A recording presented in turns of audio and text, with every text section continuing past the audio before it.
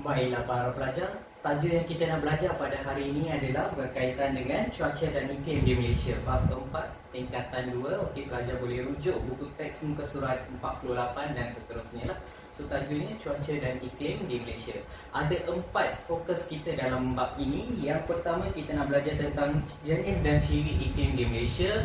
Yang kedua, pengaruh cuaca dan iklim terhadap kegiatan manusia di Malaysia. Yang ketiga, kita nak belajar tentang kesan aktiviti manusia terhadap cuaca dan iklim di Malaysia.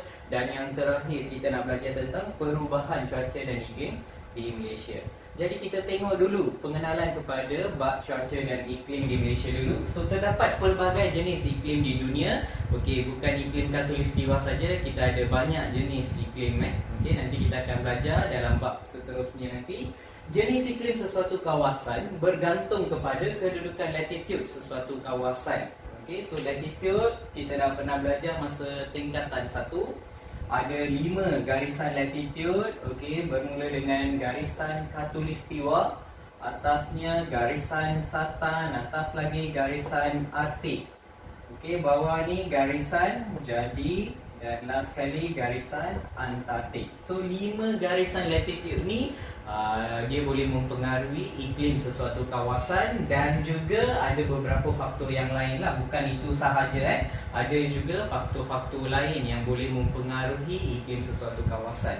Untuk menentukan jenis iklim, data-data cuaca dikumpul selama beberapa tahun. Okey, selalunya dalam 30 tahun lah kita kumpulkan data itu untuk menentukan iklim sesuatu kawasan. So apa dia data-data cuaca? Data apa yang perlu kita kumpulkan? Contohnya data berkaitan dengan suhu, data berkaitan dengan hujan, data berkaitan dengan angin, data berkaitan dengan kelembapan udara, data berkaitan dengan awan.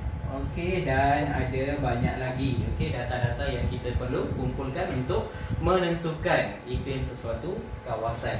Iklim sangat penting kerana ia mempengaruhi fizikal dan cara hidup penduduk sesuatu kawasan.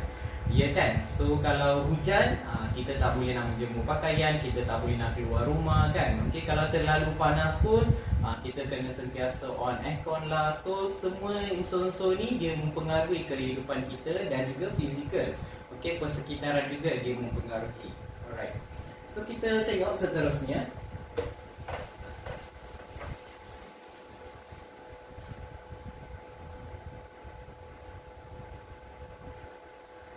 Jenis dan ciri iklim di Malaysia. Okey, Malaysia berada di zon panas. Okey, kita ada beberapa zon kawasan mengikut iklim. Okey, kita ada zon panas, kita ada sederhana panas, kita ada zon sejuk sederhana dan kita ada zon sejuk. So pelajar boleh rujuk buku teks muka surat 107 untuk mengetahui lebih lanjut tentang zon-zon iklim. Tapi itu kita akan belajar kemudian ya. Untuk kali ini pelajar just ingat Malaysia berada di zon panas. Jenis iklim kita yang ni penting, iklim khatulistiwa. Okey, kita nama iklim kita iklim khatulistiwa.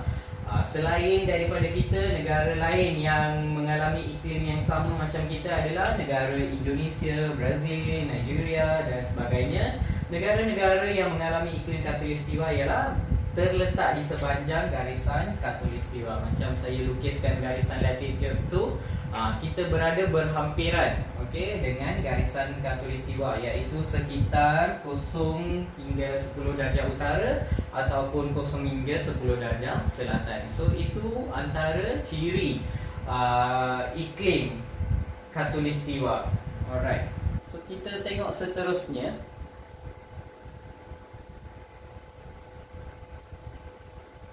Okey, dalam buku teks pelajar muka surat 50. Okey, buku teks muka surat 50. Okey, apa dia?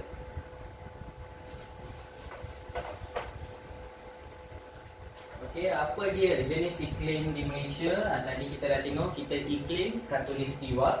So apa specialnya iklim khatulistiwa? Specialnya dia panas dan lembap sepanjang tahun. Kita bukan dia macam 3 bulan tu hujan je, 3 bulan tu tak ada hujan langsung. Kita tak macam tu. Kita panas dan lembap sepanjang tahun. Okey, dia lebih kurang konsisten. Okey, ada sehari hujan, lepas tu ada minggu depan lagi ada hujan. Okey. Alright, so ni tadi iklim, macam mana kita nak tentukan iklim ada di buku teks pelajar lah. Okay, so yang tajuk ni kita akan kaji beberapa perkara. Ciri-ciri iklim dan cuaca ni kita akan kaji dari segi suhu yang pertama. Okay, so seterusnya kita akan belajar tentang suhu, unsur suhu, bagaimana suhu mempengaruhi, okay, ataupun apa ciri-ciri suhu di Malaysia.